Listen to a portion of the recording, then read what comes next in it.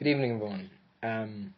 My esteemed opponents have brought up some good arguments in favor of embracing asylum seekers as Christians. However, I would like to possibly clarify and hopefully challenge certain comments that have been brought up to this point. Firstly, the affirmative stated that, and I quote, "Christians are obedient to God above all others." However, both Jesus and Paul make the statement that we should be subject to the laws of our government. That being one that takes seriously the threat that asylum seekers place on Australia's economy and public safety. If our government policy is to take a certain stance, then we have a responsibility to civil obedience up until the point that that is sin. So maybe the question we must be asking ourselves in this sense is rather, is nationalism sin? Now, my own opponent has stated that it is not, at this point, antithetical to Christianity, and therefore it cannot be considered sin. I agree with the affirmative that the question has moved squarely out of the realm of Christian practice and ethics, because it belongs in the realm of government, the security of our great nation from those who would make it less than it should be. However, we should advocate for positions which represent a biblical worldview.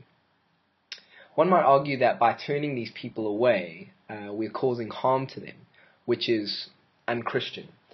But I would propose that, or the question I would pose is, what about the other millions of jobless displaced Australian individuals already included in our strained welfare system in Australia? And as my colleague has pointed out, to judge something on the grounds of its Christianness or lack thereof is a shaky argument at best. So, should these people then, who are already in a difficult position on their own, many of them non-believers, should they carry the burden of these immigrants? Well, they certainly have no moral grounds, like we do, to do so. So, shall we as Christians take the bread out of their mouths and feed it to those who should essentially be feeding at another table? That's the question. Even Jesus, speaking of the nation of Israel, spoke about leaving crumbs for those outside of the nations, obviously implying that the nation gets to eat first. And then eventually, of course, he was nagged into succumbing. Nevertheless, we have a religious duty to our civil duty, and that is to protect the interests of our own country. So I would argue, along with my colleague, that nationalism is not antithetical to Christianity, as the law of love is fulfilled in loving my Australian neighbour by protecting this great nation from those who would usurp its resources when their own country is clearly resourced enough to support them. It simply isn't enough to say that we should love everyone as Jesus did. We have to add a certain amount of force and thought behind that. Although the socio-economic results of asylum seekers is varied, I would propose that in this case, the negatives far outweigh the positives, and that without strict rules, an influx of asylum seekers would, and I quote Peter J. Breuer in his book, Population, Immigration and the Australian Economy, that an influx of asylum seekers would impose shock demands on the economy, which would lead to an overconsumption of resources as demand increases exponentially. This not only causes economic problems, but also ecological problems in the form of increased human waste, strain on various things, our water supply, sewerage, etc., and social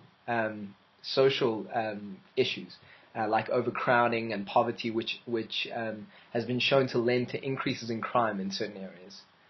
So, in conclusion, what we are advocating for is not a closed-door policy where everyone is just turned away, but rather, as my colleague has already affirmed, what's needed is a more nuanced approach, wherein cultures, including our own national identity, are celebrated and not diluted by the influx created by an open borders policy.